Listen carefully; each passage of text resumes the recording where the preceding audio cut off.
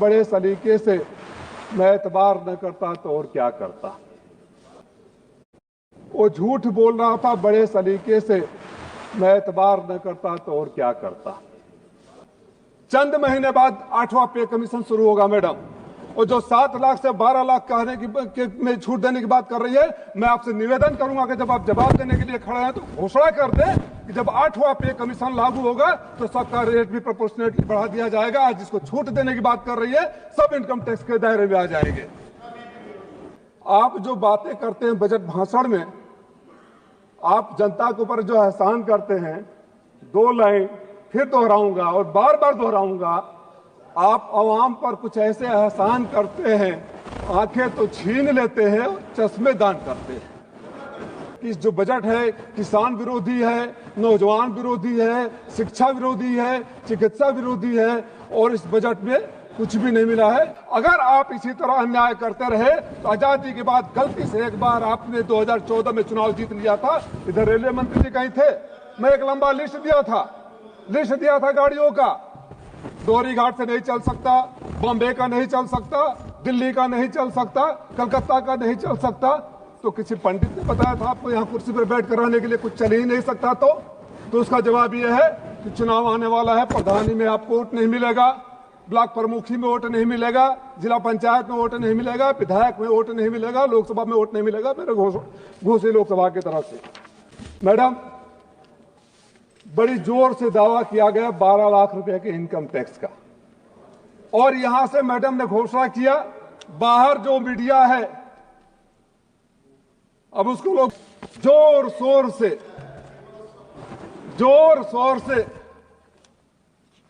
45 करोड़ लोगों को फायदा पहुंचाया।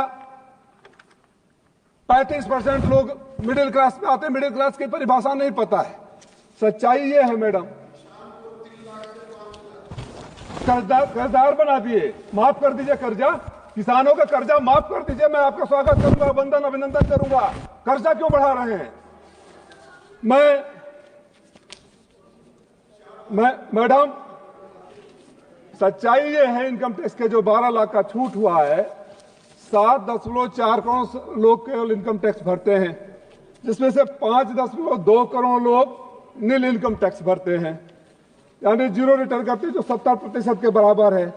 2 करोड़ 2 लोग, जिसमें 28% पुरानी रिजिम ओल्ड आयकर व्यवस्था के अंतर्गत है। 1.5 करोड़ बच गए। 1.5 करोड़ में मुश्किल से वो इनकम टैक्स पे ही होंगे जो 7 लाख से 12 लाख के ब्रैकेट में आते होंगे, कि 7 लाख से पहले वाले तो पहले ही आप कुछ नहीं लेते थे।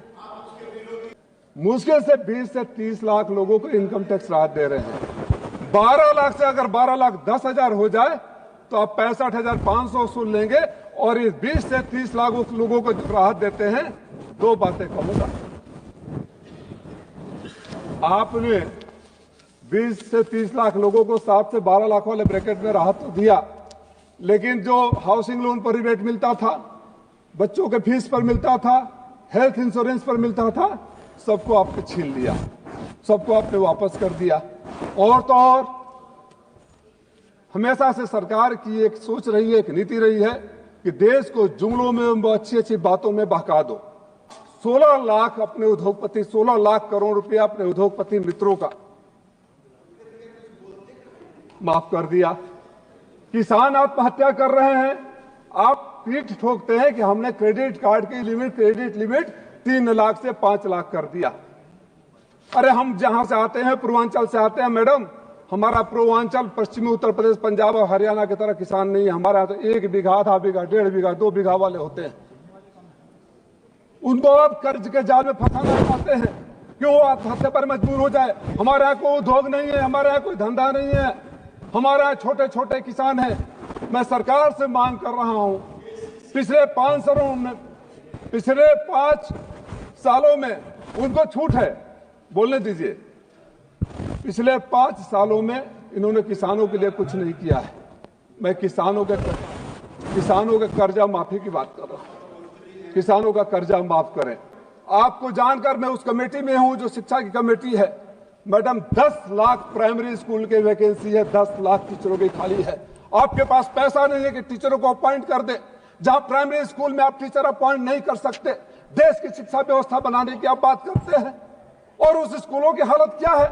30 से 35% केंद्रीय विद्यालयों की बात कर रहा हूं, संविदा पर नौकरी कर रहे हैं। वो खुद ही सुरक्षित नहीं है, उनको खुद ही नहीं पता कंटिन्यू करेंगे नहीं करेंगे। और कितनी बड़ी विडंबना है कि 9th के मैथ के क्लास में एक टीचर जाता है जो रेगुलर है, जो 1 लाख 1.25 लाख सैलरी पाता है, दूसरा संविदा वाला जाता है जिसको 40,000 आप सैलरी देते हैं। जब आप शिक्षकों के साथ जो समाज को दिशा देने का काम करते हैं उनके साथ भेदभाव करेंगे, फिर देश को आगे बढ़ाने की क्या बात कर रहे हैं? प्रधानमंत्री जी आते हैं, MBBS की सीटें बढ़ा दिया, 1 लाख बढ़ा दिया, 10,000 का प्रस्ताव पारित कर दिया, 10,000 सीटें बढ़ाएंगे। देश में PG फैकल्टी नहीं है, लेकिन शिक्षकों में MBBS की सीटें बढ़ा दिया।